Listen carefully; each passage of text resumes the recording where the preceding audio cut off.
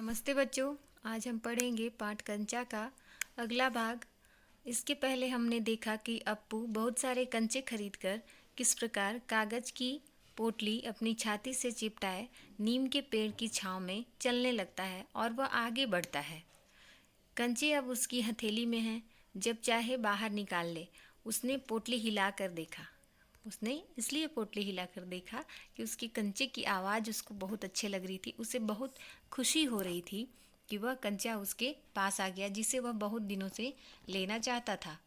और वह हंस रहा था। उसका जी चाहता था काश पूरा जार उसे मिल जाता। जार मिलता तो उसके छूने से ही कंचे को छूने का एहसास होता। एकाएक उसे शक हुआ, क्या सब कंचों में लकीर होगी? उसने पोटली खोलकर देखने का निश्चय किया और बस्ता नीचे रखकर वह धीरे से पोटली खोलने लगा। पोटली खुली और सारे कंचे बिखर गए। वे सड़क के बीचों बीच पहुंच रहे हैं। कंचे क्या हुए? बिखर गए और सड़क के बीचों बीच आ गए। जैसा अभी आपको यहाँ चित्र में देखने को मिल रहा है कि कंचे किस प्रकार बिखरे हुए हैं और अप्पू उन्हें क्या करता है, समेटने की कोशिश करता है। क्षण भर सक पकाने के बाद वह उसे क्या करने लगता है, चुनने लगता है। वो थोड़ी देर के लिए सक पका जाता है, घबरा जाता है कि कंचे तो बिखर गए, अब मैं कैसे जल्दी से समेटूंगा। यह तो सड़क के किनारे सड़क के बीचों बीच फैले हुए हैं और कई गाड़ियां आती जाती रहती हैं। और हथेली भर गई। वह चुने हुए कंचे वह कहाँ रखे? वह चुन चुन कर उसको हथेली में रख रहा था। स्लेट और किताबें बस्ते से बाहर रखने के बाद कंचे बस्ते में वह डालने लगा।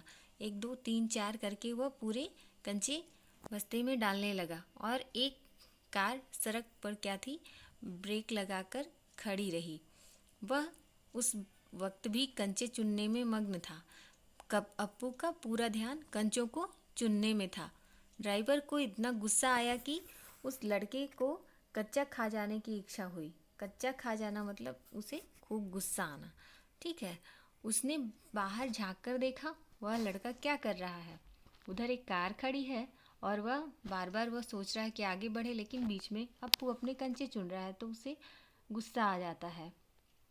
हॉर्न की आवाज़ सुनकर कच्चे चुनते अप्पू ने बीच में सिर उठाकर देखा। सामने एक मोटर है और उसके भीतर ड्राइवर। उसने सोचा, क्या कंचे उसे भी अच्छे लग रहे हैं? शायद वह भी मज़ा ले रहा है।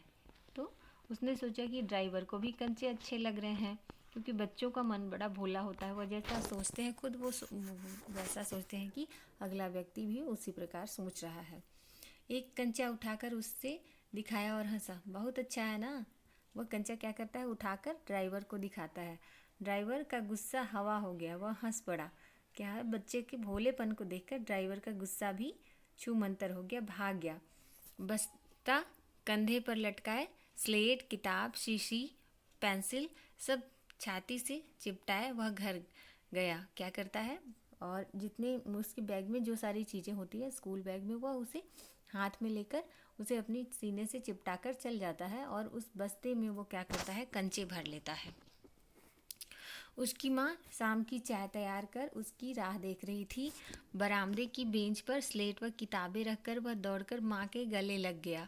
उसने लौटने में देर होते देख माँ घबरा हुई थी। उसकी माँ, उसने बस्ता जोर से हिलाकर दिखाया। अरे यह क्या है? माँ ने पूछा। मैं नहीं बताऊंगा, वह बड़े भोले मन से बोलता है। मुझसे नहीं कहेगा? उसकी माँ बोलती है, मुझसे भी नहीं बताएगा। कहूँगा। माँ आंखें बंद कर लो।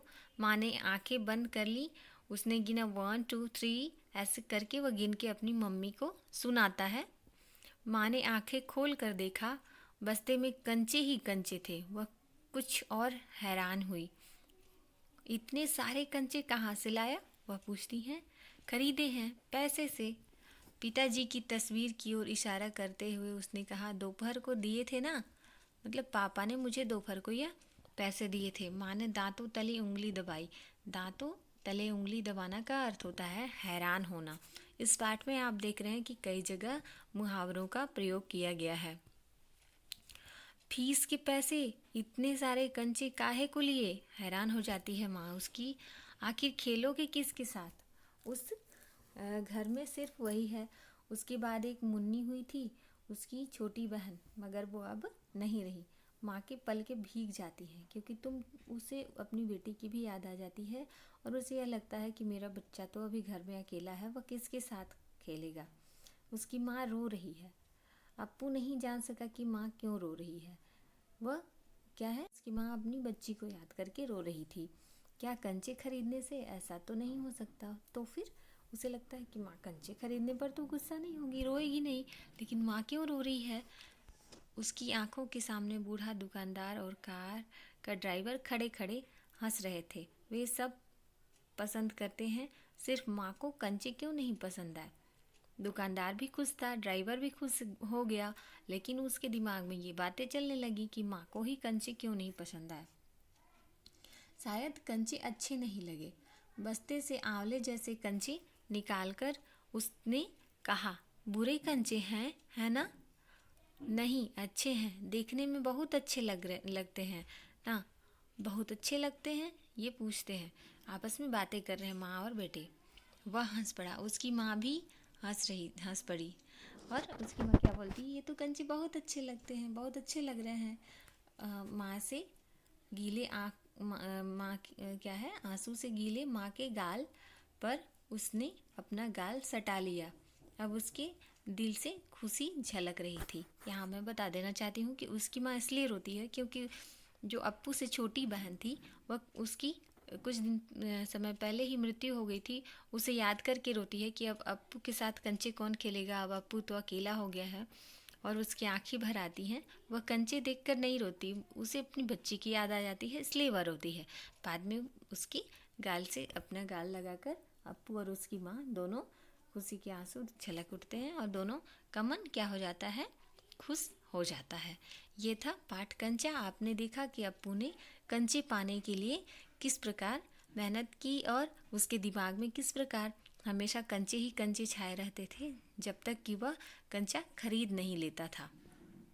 ऐसे ही होते हैं बच्चे, जब तक कोई चीज़ ले नहीं लेते तो उनके मन में वही सारी चीज़ें होती चलती रहती हैं। अगर हम अपनी ज़िंदगी में भी ऐसा ही करें कि जो चीज़ हमें बनना है, जो बनना है, जो हम हासिल करना चाहते हैं, उसके लिए हमेशा दिन रात सोचें और इतनी ही मेहनत करें, तो हम अपनी मेहनत और सोच के बल पर उसे पा सकते हैं। बतौर इसके लिए हमें सही राह चुनना होगा। ये था आपका पाठ कंचा।